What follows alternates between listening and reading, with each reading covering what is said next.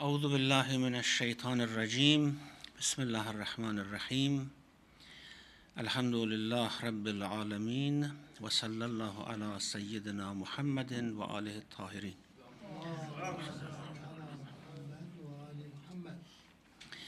We were discussing verse number 177.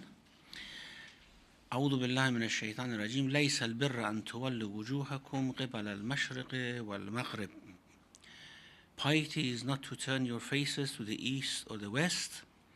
ولكن البر من آمن بالله واليوم الآخر والملائكة والكتاب والنبيين. Rather, piety is personified by those who have faith in Allah and the last day, the angels, the book, and the prophets.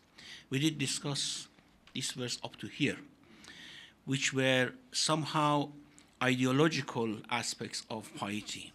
What should we believe in? What should we commit ourselves in our faith to believe in? And then, of course, apart from theological or ideological aspect, the faith has practical aspects as well. Now, the practical aspects are counted here as وَآتَ الْمَالَ عَلَى حُبِّهِ ذَوِي الْقُرْبَى وَالْيَتَامَى وَالْمَسَاكِينِ وَابْنَ السَّبِيلِ وَالسَّائِلِينَ وَفِي الرِّقَابِ. And who give their wealth for the love of Him to relatives, orphans, the needy, the travelers, and the beggar, and for the freeing of slaves. This comes before establishing of prayers, which is another field of duties, which we'll mention later on. Here is giving from one's wealth. It is not zakat because many of these instances mentioned here are not instances of, or are not the cases where they can receive zakat. It is more general than zakat, is more general than khums. It is a sort of social duty or human duty that the believers would have, which would prove their faith. Turning our faces to the east and the west does not prove our faith. These are the things that prove our faith. Now, giving wealth, first of all, ala hubbihi, on its love or on his love. The exegetes here have somehow hesitated. This ha, ala hubbihi, on its love, or for the love of it, or for the love of him, or despite its love.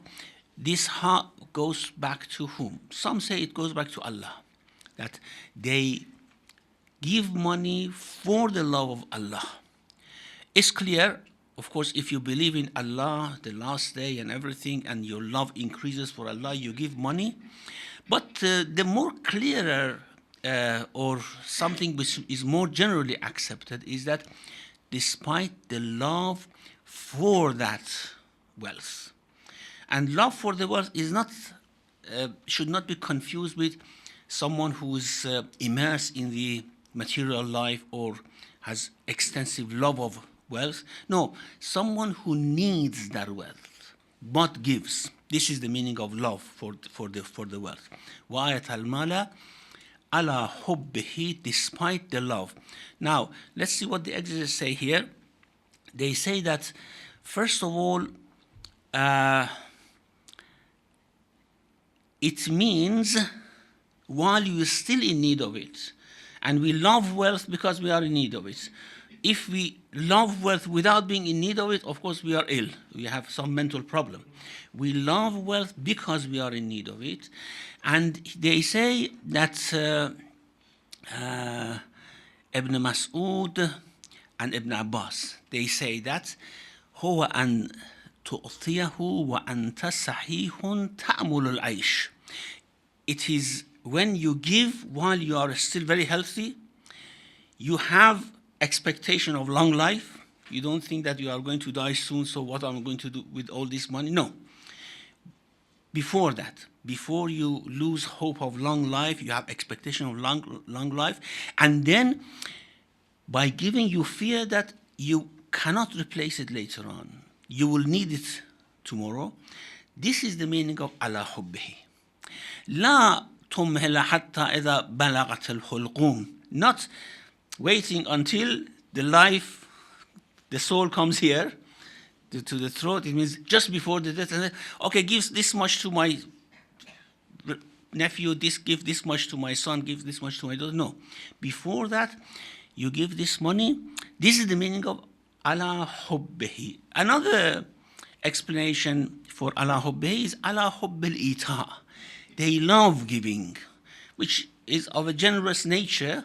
Again, this is a very improbable explanation, because if someone is generous, then is part of generosity, is part of the nature, then there is less commendation for giving than someone who is in need, who doesn't have that sort of natural disposition, but they force themselves to give because of their the duty that their faith would require. Now, to whom they give? آتى المال على حبه ذوي القربى. ذوي القربى are the close relatives. Qurba is close, so ذوي القربى are close relatives.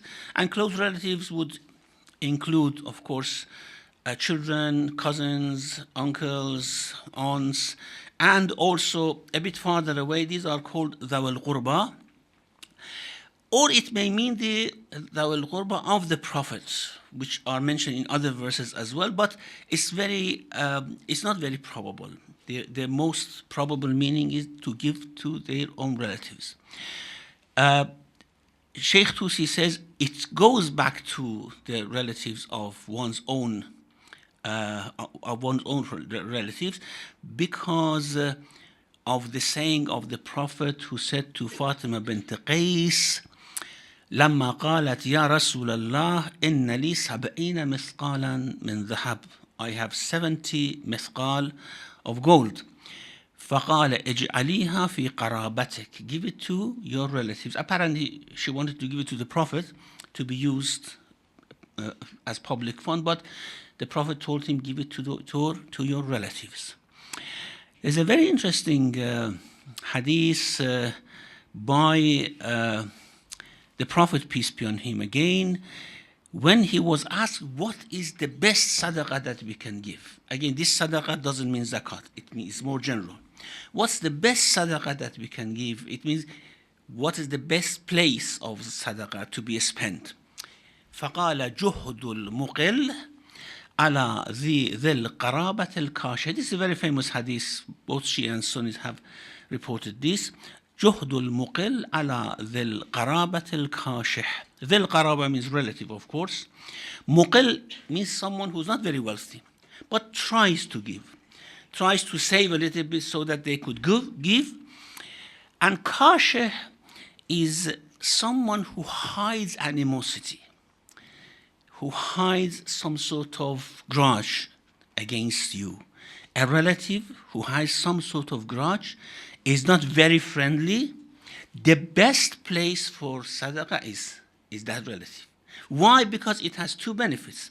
The first benefit is you do salatul rahim. Selflessly, you know that there is some sort of grudge there. Selflessly, you give, you do salatul rahim. The second benefit is that grudge would go away. So it has two benefits. You actually hit two birds with one stone. جهد المقل على ذي القرابة الكاشح. All these actually indicate that آتى المال على حبه ذوي القربى means to their own relatives. واليتامى والمساكين وابن السبيل والسائلين وفي الرقاب. Now these are of course, yatama and masakin are the weakest strata of society, that there's a general duty of everyone to look after them. Ibn Sabil is someone who's not poor, but has been cut off from their resources. This usually doesn't happen nowadays with with bank cards and such things. Of course, no one is cut off from their resources. In old days, sometimes the travelers were traveling, they were attacked by thieves, or they finished their provision, and it was not possible for them to go back and later. No, I want to say something. I had it. I've been somewhere where I had a credit card and I lost it. You know how I am, right? So it can happen. Yeah. Yes. You know, Okay. For forgetful Ibn Sabil today, of course. Yes. Yeah. Anyhow, with telephone, with all these things, unless if you forget your telephone as well. In old days, this was a very serious matter. Ibn Sabil was a sort of something that you could come across very frequently. People having lost their provision while they were traveling. They receive zakat, first of all, and of course they should be provided for by the mu'mineen as well. Was-sa'ilin, and those who ask you things. Sa'il and miskin are different from each other.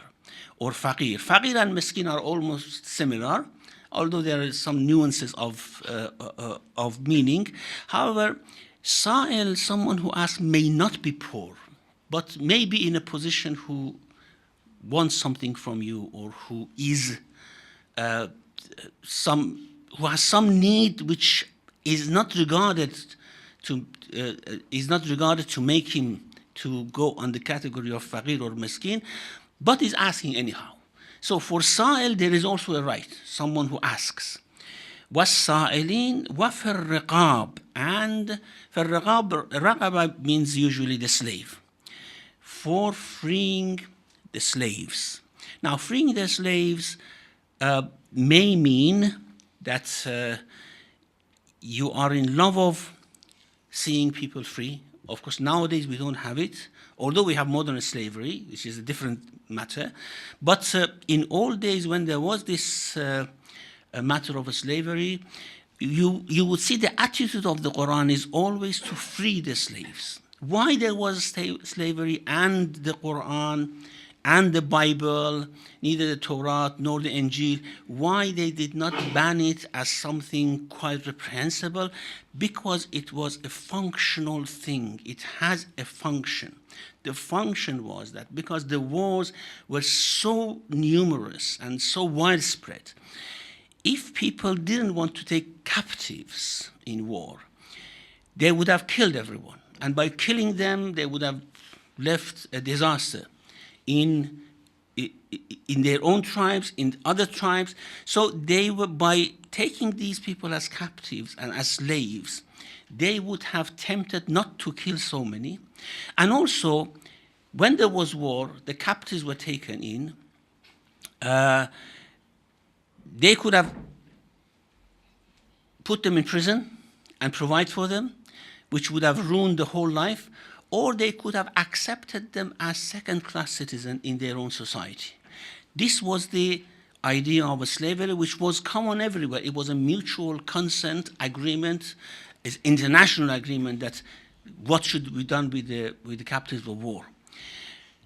It is very different from modern slavery. I mean, the slavery that we had in 19th and 18th century, and that was slavery not due to wars and battles, but going to other continents, rounding up people and taking them to your own country so that they work for you, they become slaves.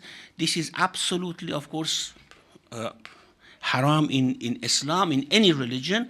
That was the function of it. However, you would see that the function is actually somehow taken into consideration, but the whole attitude is to free these people who come and are accepted as second-class citizens, and then you should gradually take them as the first-class citizen. You commit a sin, you free a slave. It means that one person who was a second-class citizen would become a first-class citizen. You want to do something very good, or you have a need, you ask Allah, Ya Allah, if you give my, for example, you fulfill my need, I free a slave. Or you are recommended to free slaves, to give money and free slaves, buy and set them free. This is another sort of value which is set there. And there was one other thing for slaves at that time. Because now slavery in this sense is somehow removed from international agreements of war, we don't have slavery anymore. We cannot say, like Daesh nowadays, they go and take slaves. It's not correct. We cannot say now if Muslims, for example, have a war, they can take slaves. It's not possible anymore because there is no such an international agreement. It was an international agreement. However, as I said, the rulings of Islam and also in other scriptures was that these people, first of all, should be treated very humanely, should be treated as equal in humanity, in spirituality with others, and they have to be gradually freed, gradually set free. One other way, which is a case of zakat, and also it may be one meaning of this wafir riqab, for freeing slaves, was a sort of contract which was made between a slave and their masters. And it was very common, and it was a very good thing. And that was mukataba. It's mentioned in Surah Nur, وَالَّذِينَ يَبْتَغُونَ الْكِتَابَ مِمَّا مَلَكَتْ أَيْدِيكُمْ. Those who want a mukataba, kitab, that's an agreement. Those who want to sign an agreement with you, the slaves who want to sign an agreement with you, you do sign an agreement. And the agreement was that, for example, what is my price? Okay, your price is 1,000 pounds. Okay, you set me free, I will go and work, and I pay you by installments. Every year, for example, I pay you 100 pounds. Now, this agreement was made, and the good thing about it, which encouraged both the owners and the slaves to do this, to venture into this agreement, was that if the slave later on could not afford, if, for example, his business didn't go well, because the slaves made this contract with the expectation that they are going to set up a business and they are going to earn money and pay back their price. If it didn't work, then it was compulsory on the state to pay from zakat to set that slave free. And also, let alone the slave, the state, individuals here, if you want to prove your faith, what proves your faith is that if you see such a case, that there wasn't a slave who had made such a contract and couldn't do good in business and pay back the price, then you pay for him, or just initially you free a slave. This is another. So, وَآتَ الْمَالَ عَلَى حُبِّهِ ذَوِ الْقُرْبَى وَالْيَتَامَى وَالْمَسَاكِينِ وَابْنِ السَّبِيلِ وَالسَّائِلِينَ وَفِي الرِّقَابِ. These are the instances of financial proof of your faith, that financially you prove that you are faithful. Then there are instances of more obligations. Worship, وَأَقَامَ الصَّلَاةِ وَآتَ الزَّكَاةِ, and establishes prayer and pays zakat. This paying zakat shows very clearly that those previous instances were not included in zakat. These are outside the obligatory duties of the believers, that they have to give all these things. Then, of course, after, you see, establishment of salat and paying zakat comes after those ideological commitments, faith, and those humane and social duties that you take on yourselves, and then establishing salat and wa'at zakat, وَالْمُوفُونَ بِعَهْدِهِمْ إِذَا أَهَدُوا, and those who fulfill a pledge when they make a pledge. Any agreement they make, any covenant they make, they will fulfill it. And this is a general thing between Muslim and Muslim, Muslim and Kafir, Muslim and atheist, whatever. Any pledge which is made by a Muslim should be honored.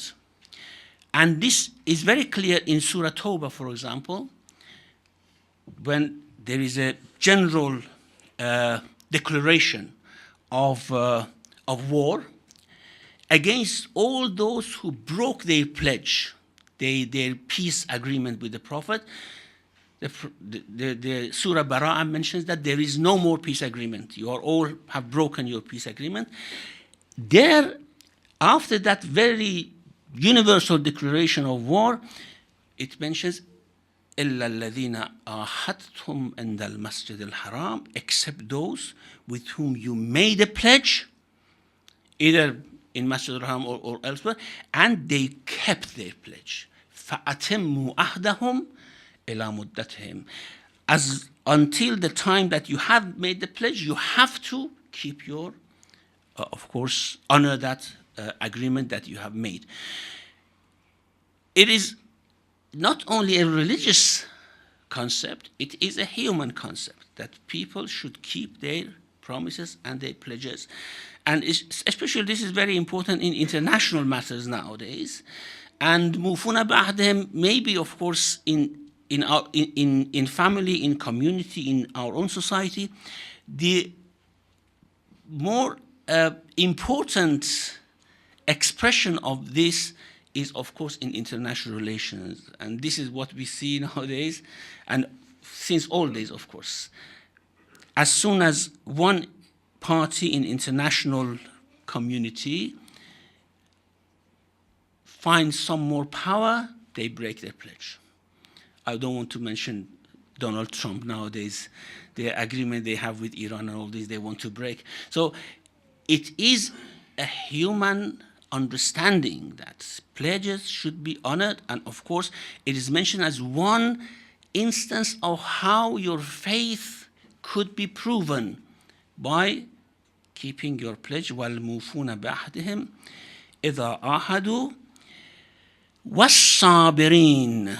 Of course, patience is a great element of faith, as we have in Hadith. Patience with regards to faith is like head to the body.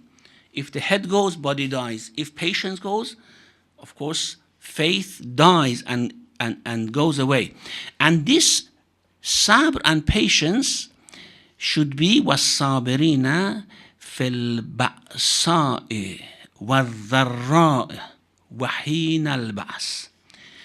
Different instances of difficulties and troubles are mentioned, and Allah says that a true believer should have patience in this. Ba'sa means bu's, al-bu's wal-faqr, poverty. To be destitute and to be patient, which is a very important thing. There is one very important hadith in Nahj al-Balagha by Imam Ali alayhi salam, which says that the world and the faith, ad-din wa dunya, are based on a few things. One of them is that rich people who do not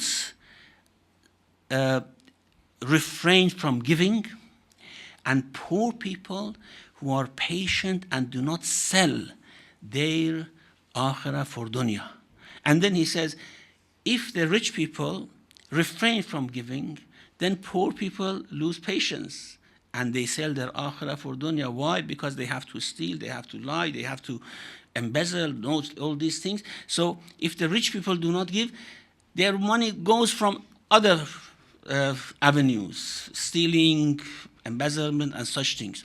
Anyhow, one is patience in al-ba'sa, the other is patience in al-dharra. Dharra is as-suqm wal-waja', disease, pain, health problems. And we have in about Prophet Ayub alayhi salam, Rabbi inni massani dhurr wa anta arhamur rahimin.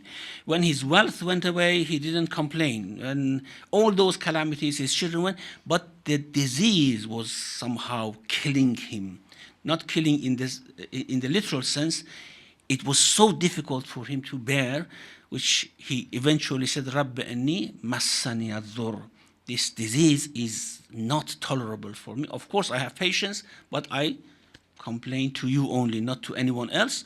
And there came his relief and salvation. So, sabirina fil ba'sa, poverty, if we are poor, we have to be patient. We shouldn't lose faith. We shouldn't lose our bearings so that we try to get money from unlawful sources. وَالضَّرَّاء, and when they are unhealthy, وَحِينَ الْبَعْثِ, and in the battle. So three things which are the most difficult in life. One, في الضراء, في البعثاء. The second was في الضراء. وَحِينَ الْبَعْثِ is usually in jihad, in the battlefield. As Shaykh Tabrasi says, يُرِيدُ وَقْتَ الْقِتَالِ وَجِهَادَ الْأَدُوِ. The time when people are in the battlefield, they shouldn't lose patience, they shouldn't go back, they shouldn't withdraw. There's one hadith from Imam Ali alayhi salam which is very interesting about the Prophet. Usually we do not expect the commander or the Prophet to go forward for battle. What we expect is that he would sit somewhere to somehow direct his troops. روي عن علي عليه السلام أنه قال كنا إذا مر البأس اتقينا برسول الله صلى الله عليه وسلم فلم يكن أحد منا أقرب إلى العدو منه. When the battle became so difficult, مر البأس means that, here بأس again is used, which is the term used here in this when it became so heated that no one could actually bear in that heat of battle to stay, we somehow sought refuge to the Prophet, who was fighting in the forefront, and there was no one closer to us to the enemy. This is, of course, if Prophet advises or if he preaches others to be patient in battlefield, he was the one who was more patient and more braver than everyone else. Now, after mentioning all these, first of all, those ideological commitments that people should have. Secondly, financially, they have to be very generous. Thirdly, in terms of worship. Fourthly, they have to be patient in difficulties. Then it says, أُولَٰئِكَ الَّذِينَ صَدَقُوا. These are the ones who are truthful in what they claim as being a faithful person. Well, that means we are not faithful, isn't it? It means that we have a degree of faithfulness. But if we really want to be faithful, all these should come together. We have this hadith of جنود العقل والجهل, the troops of aql and the truth of jahl, ignorance. And after Imam alayhi salam, Imam Sadiq alayhi salam mentions all these different qualities, 70 qualities which are the troops of intellect, and 70 qualities which are the troops of ignorance, then he says, not all these qualities can come together in one person, except if he is a prophet, or wasi of a prophet, or a mu'minun imtahanallah qalbahu lil iman, a person who has been tried and tested severely by Allah and proved himself as a believer. This combination only comes through in them. Other believers, they have some of them. They have 3, 4, 5 until they complete. Hatta yastakmel. They have to try to actually complete these qualities. It's the same here. We may not have all these qualities, but we have, if we want to really claim and somehow criticize others in their faith. This is the example of it, isn't it? The Jews were criticizing Muslims that you pray once this direction, once that direction.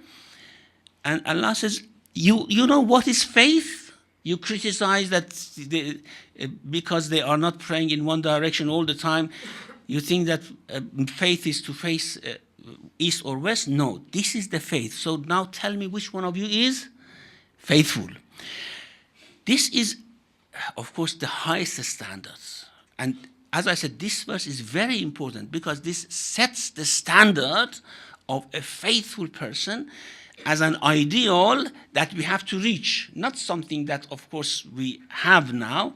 It's an ideal that we have to reach. That is why Sheikh Tusi and Tabrasi, they say that استدل أصحابنا بهذه الآية. Our ashab, this means the Shia scholars, have argued with the help of this ayah على أن المعني بها أمير المؤمنين عليه السلام.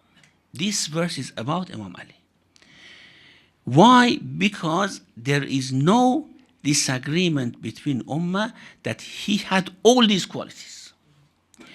وَلَا تَجْتَمُعُ فِي غَيْرِهِ قَطْعًا. Not all these qualities can be found altogether in another person. He says, قَطْعًا. Certainly, these qualities cannot be found in any other person, and there is no disagreement among the Ummah that all these qualities were combined in Imam Ali alayhi salam. فَهُوَ مُرَاد بِالْآيَةِ بِالْإِجْمَاعِ. It is the ijma' of the Ummah, while we don't have such ijma' on other people. Yes, of course, the Sunnis may say these come through on such and such people, but Shias do not agree. The Shias may say these come through on such and such people, but Sunnis may not agree, isn't it? But in Imam Ali alayhi salam, it is ijma' of the Ummah that all these had come true.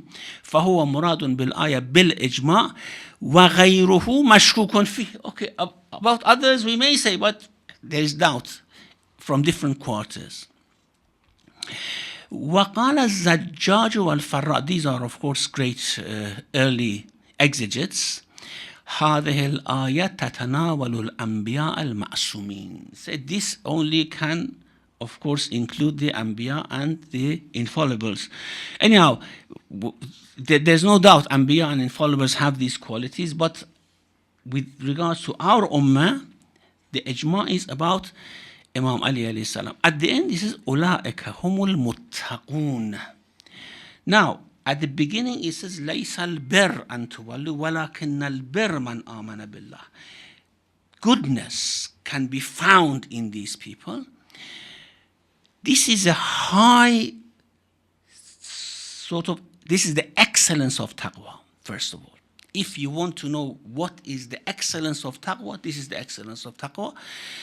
And others have also said that, of course, muttaqun, certainly they are muttaqun. It means they are ittaqaw nara jahannam. These are the people who are kept away from fire of hell. What about others who don't have all these qualities? They are kept away by shafa'ah, not by these qualities, of course. These qualities, if they can be found in someone, they are kept away from fire of hell. Others, they are kept away by shafa'ah, by mercy of Allah, and such things. Okay, inshallah, we continue the next ayah, which is about qisas, in our next session. Wa sallallahu ala Muhammadin wa alihi tahirin. Thank you very much, Sheikh. So in summary, what I've understood is that we have faith and we may have patience, but yet we can complain to Allah. Complaining to Allah is always good, provided we don't complain to anyone else other than Allah. When Ya'qub was criticized by his sons, why you all the time grieve over Yusuf, he said, إِنَّمَا أَشْكُ وَحُزْنِي إِلَى اللَّهِ بَثِّي وَحُزْنِي إِلَى اللَّهِ. It's only Allah that I'm just complaining, no one else. It's good. Ya mawda'a kulli shakwa. You are the one that to whom complaints should go. Yeah. Okay. Thank you very much indeed. Okay. Any brothers or sisters wants to open up the debate? Any sisters? Yeah.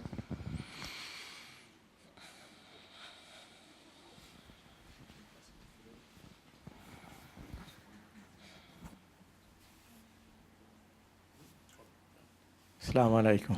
Alaikum assalam.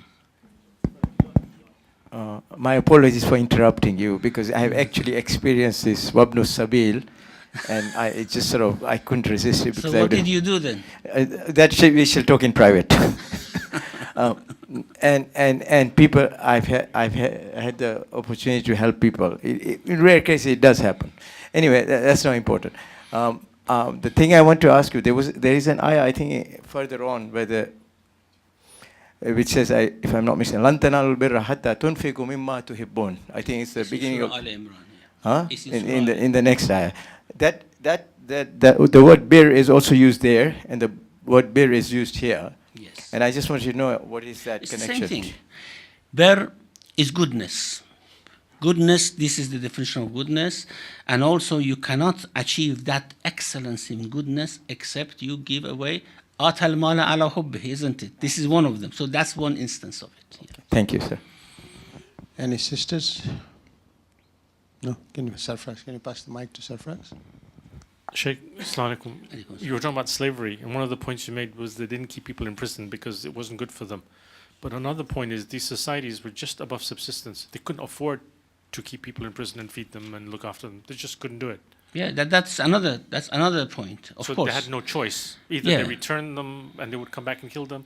They couldn't prison them because they didn't have the money. Yes. What else? Captivity was the only other option they had. Yeah, yeah. Or their relatives could come and pay Ransom. some ransom and free them. It's a very important point. There was no other viable option.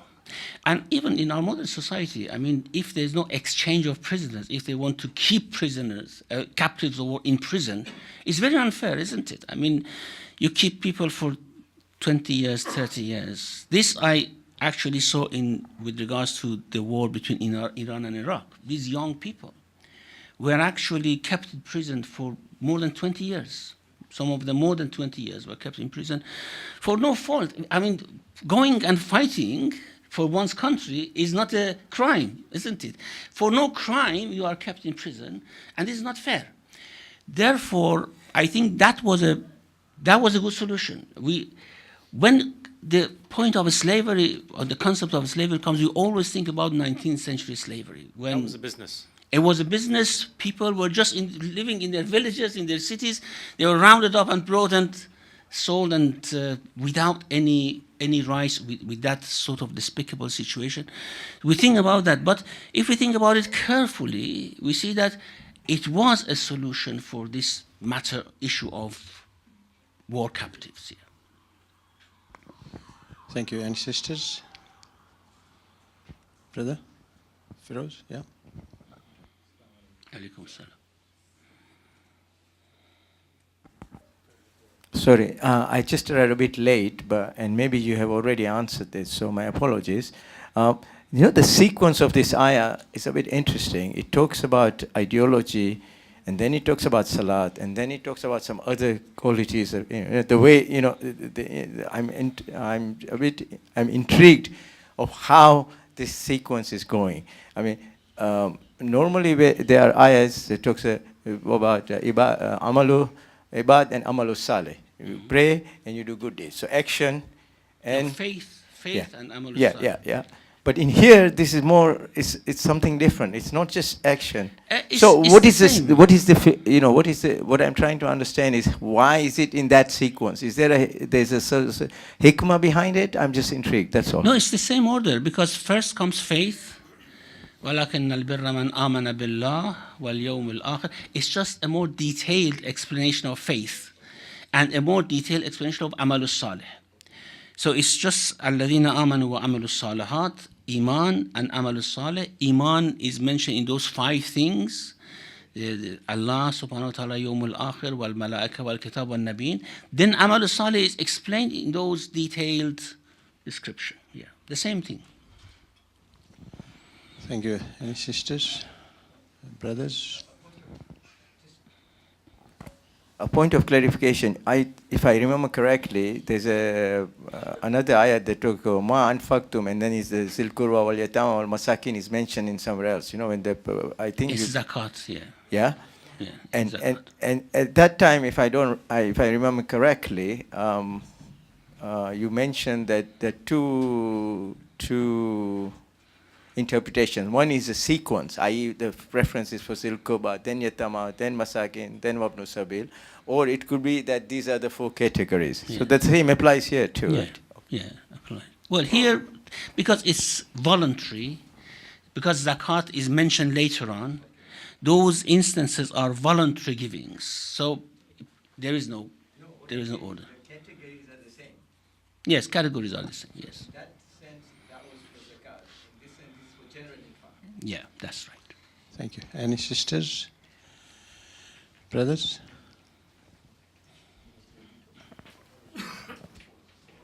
Thank you very much. So this ayah is not specifically for Muslims. I mean, it is just generally human standards of your obedience and your actions. That's what Allah is emphasizing. I know the slavery of the type that you described then does not exist. But really, if you look at the difference between then and now, when an individual or a family are subservient either to the landlord, for example, because they haven't been able to pay the rent in time, or to the employer from whom they have taken huge loans, or huge debts relating to credit card, whatever. I mean, it is almost akin to slavery. And so my point is that once it's very emotionally appealing, and of course it should never be neglected that you try and help a Syrian orphan or a Yemeni house that has been demolished, or a school in India, whatever. In our neighborhood, individuals, human beings in huge debt is something that I feel that it is our immediate duty. It is our duty in our land, just like it emphasizes on kinfolk. So your relatives whom you know the most, try and relieve that first. Similarly, where you live geographically, irrespective of the people of faith around you who are in problems like debt, I think it is our obligation as well. Yeah, it's very interesting you mentioned this about those who live around us, because we have another verse in Surah Nisa. وَاعْبُدُوا اللَّهَ وَلَا تُشْرِكُوا بِهِ شَيْئًا وَبِالْوَالِدَيْنِ إِحْسَانًا وَذِي الْقُرْبَى وَالْمَسَاكِينِ وَالْيَتَامَى وَالْمَسَاكِينِ وَابْنِ السَّبِيلِ وَالْجَارِ ذِي الْقُرْبَى. Neighbors who are close to you, either in terms of relative or in terms of place. They are just quite living next door, for example.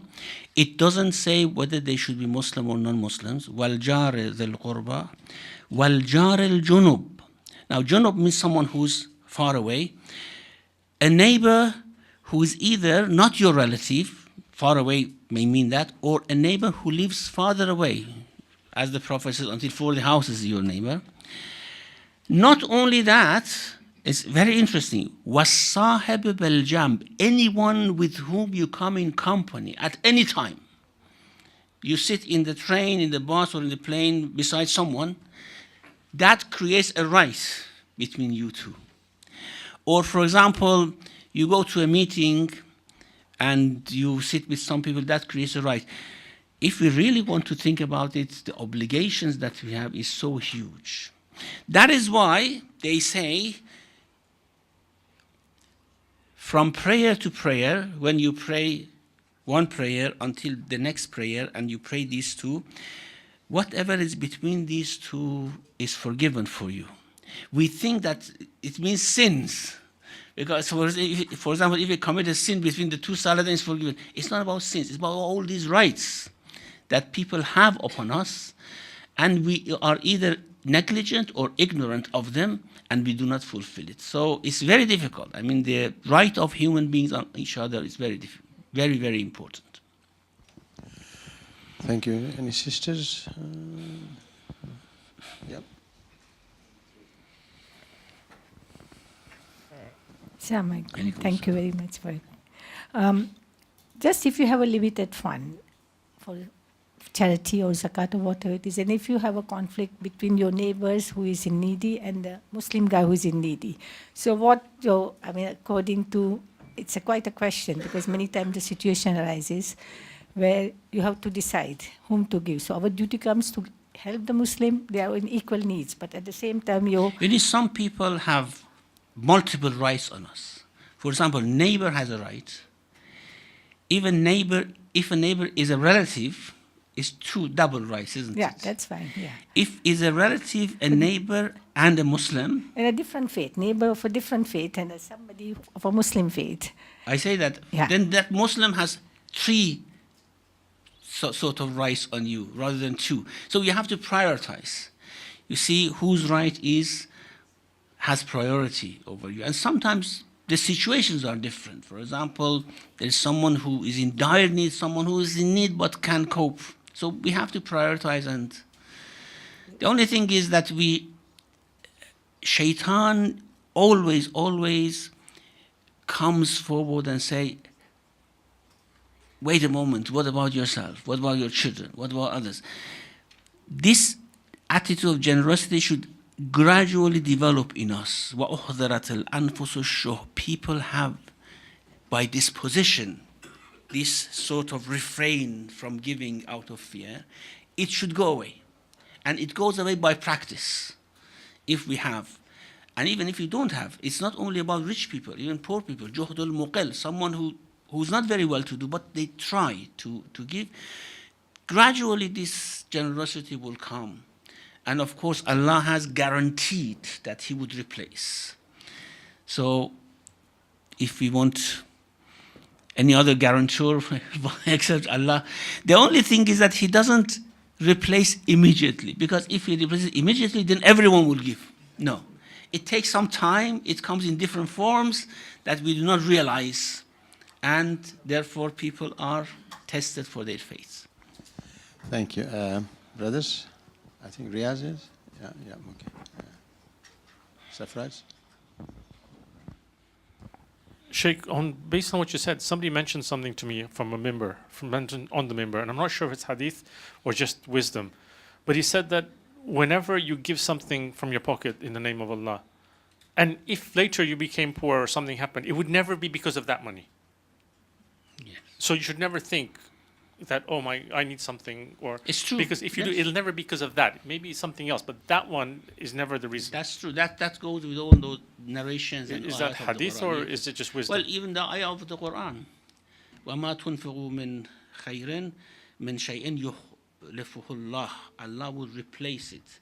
This is a promise of Allah. And therefore, it's exactly what you say. It's according to the verses of the Qur'an. Thank you. Any sisters? Brothers? Sister? Yep. You mentioned about the slavery, that there is a scheme where when the slave does not able to pay, the state have a responsibility to pay it. Is it equivalent to same as Qarze Hasana, like you borrow money for somebody and then if you can't return it, the condition is you are supposed to return it. But if they can't return it, you are supposed to forgive. One of the instances of qualification for zakat is al-gharamin, those who are in debt. So if someone, without of course squandering the money, I have borrowed from a business, the business has gone bankrupt or didn't work, then zakat should be paid to fulfill it. Yeah. Thank you. Any brothers? Sheikh, okay, Riaz, yeah. Assalamu Sheikh. Just a comparison. We talked about two things that actually apply in society now. And I'm just looking at it and I'm thinking, this is not what it was meant for. For example, you just said that somebody who is in debt and is bailed out by a Muslim brother, that's a very good thing. Well, a few years ago in this country, the banks were bankrupt, and the government bailed out the banks, thereby doing a good thing because there were some people who were suffering, they couldn't pay their mortgages.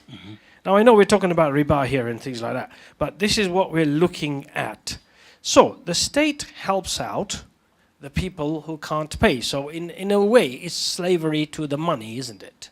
They are slaves to the money because they are owing money to the bank. Well, you can call someone who is in debt a slave, but this is a sort of metaphorical usage of the term, isn't it? I mean, not everyone who is in debt is a slave. A slave has a very determined and categorical definition. Someone who is owned by someone else and cannot own anything. I mean, legally that was the case. But we can, of course, metaphorically use the term for other things, but it wouldn't have legal implications, isn't it? Because these terms have legal implications. If you are a slave, you cannot own anything. You cannot do anything without the permission of your master. And you are regarded as a second-class citizen. All these things which follow. But we can, yes, we can say, for example, Imam Ali said, لا تكن عبد غيرك وقد خلقك الله حرا. Do not be a slave of anyone else while Allah has created you free. It means a slave in other terms. It doesn't mean legal slave. It means you should not, for example, just follow someone blindfoldedly, or because someone has money, you just try to appease them. Or this is, of course, a wider sense of slavery. Thank you. Any sisters? Shaykh, within the context of what we have learned today, is that if you can throw some more light on two occasions where we find Imam Ali giving a ring in sajda and Hasnain and Bi Fatima Imam Ali fasting.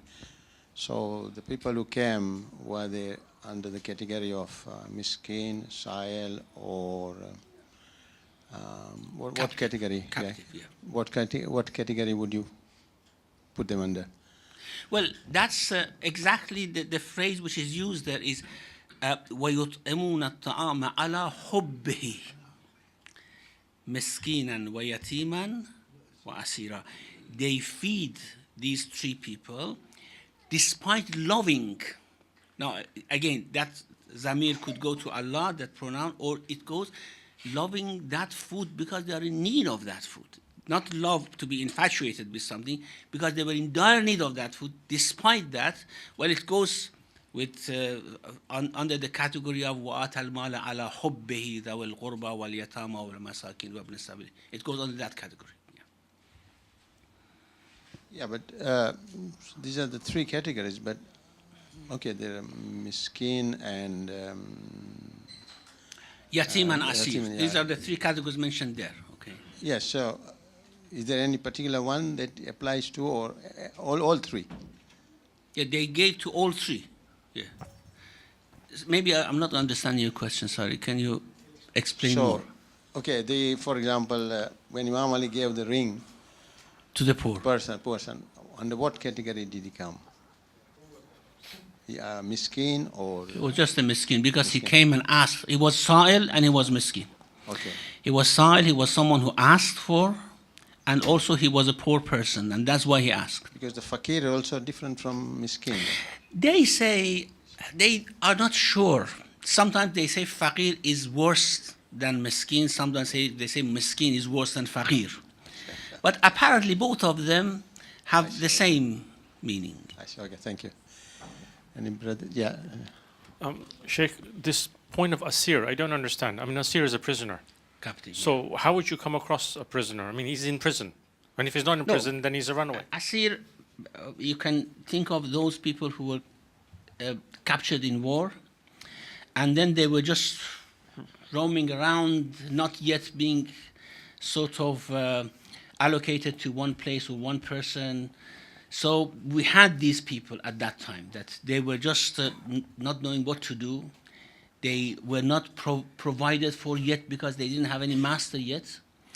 Because they were not a slave, but they were asir, not yet enslaved by a particular person.